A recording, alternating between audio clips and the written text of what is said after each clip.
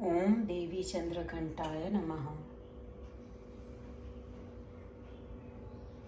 Hello friends, કૃષ્ણકા kitchen ખજાનામાં તમારું સ્વાગત છે. આજે ચૈત્રી નવરાત્રિનો ત્રીજો દિવસ અને ત્રીજો દિવસ એ દેવી ચંદ્રઘંટાને અર્પણ છે. દેવી ચંદ્રઘંટાને દૂધનો ભોગ લગાવાય છે અને માતાજીના વસ્ત્રનો કલર છે બ્રાઉન.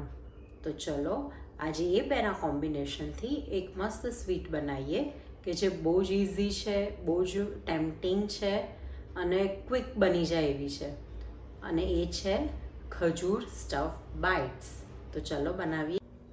સ્ટફ ખજૂર બાઇટ્સ બનાવવા માટે આપણને જોઈશે સૌથી પહેલાં ખજૂર, જે 15થી 20 નંગ જેટલી મેં લીધી છે. અહીંયા 10 નંગ જેટલી ખજૂર મેં પલાળીને રાખેલી છે. પછી 1 કપ જેટલું દૂધ જોઈશે. મેં મખાના લીધા છે, કેશ્યુ નટ્સ છે, આલમંડ્સ છે અને ચોપ્ડ આલમંડ્સ છે, જે ગાર્નિશિંગમાં આપણે યુઝ કરીશું.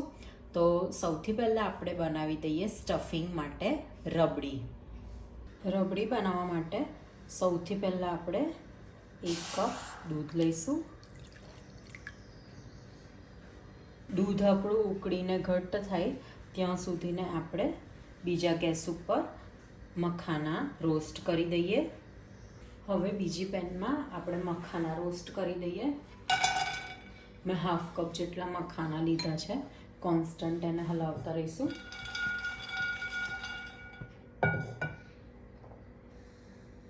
લો ફ્લેમ પર આપણે રોસ્ટ કરવાના છે. પછી આપણે અંદર એડ કરીશું આલમંડ, કેશ્યુ નટ્સ,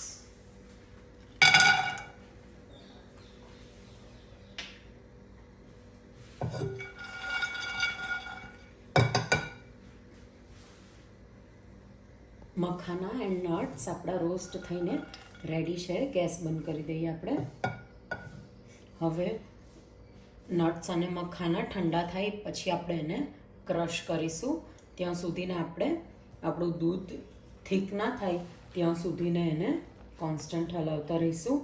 આ રેસીપી આપણી શુગર ફ્રી રેસીપી છે. એની અંદર મેં કોઈ શુગર કે જેગરીનો યુઝ નથી કર્યો. જે સ્વીટ જોઈએ, સ્વીટનેસ જે જોઈએ એ ફક્ત ને ફક્ત આપણે ખજૂરથી આપીશું. નટ્સ આપણા ઠંડા થઈ ગયા છે.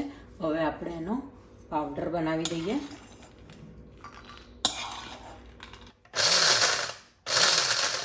હવે બનાવેલો આપણે જે પાવડર છે એને 2 to 3 ટેબલ સ્પૂન જેટલો આપણે અંદર દૂધમાં એડ કરીશું.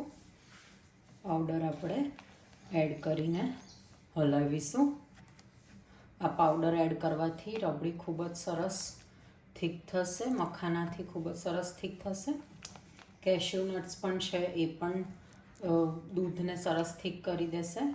જેમ ગરમ થશે એમ દૂધ ઘટ્ટ થતું જશે. દૂધ આપણું ઘટ્ટ થાય ત્યાં સુધીને આપણે ખજૂરની પેસ્ટ બનાવી દઈએ. ખજૂરની પેસ્ટ બનાવવા માટે મેં ખજૂર પલાળીને રાખી હતી, એના સીડ્સ કાઢી લઈએ.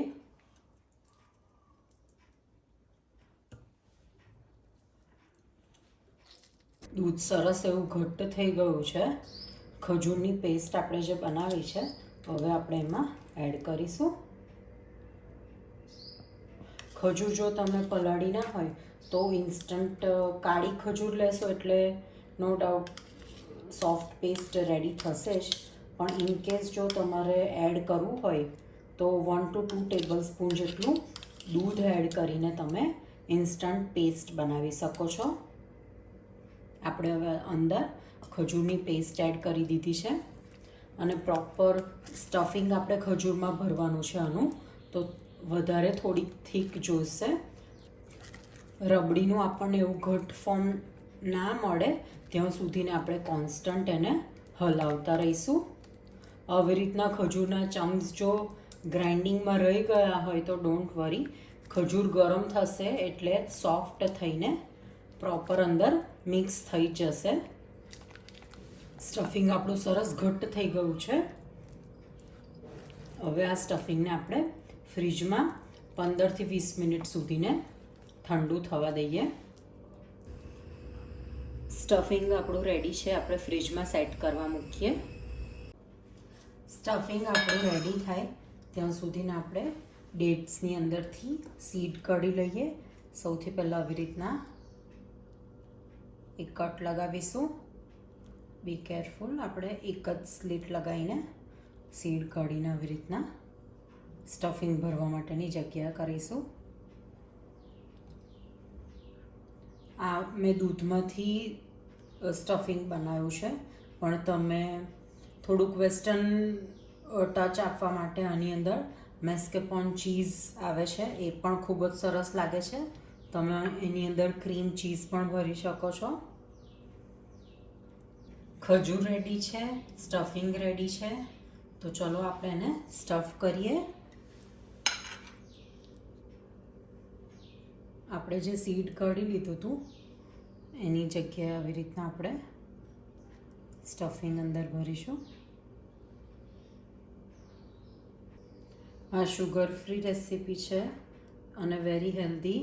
મખાના યુઝ કર્યા છે, નટ્સ છે અને ખજૂર છે.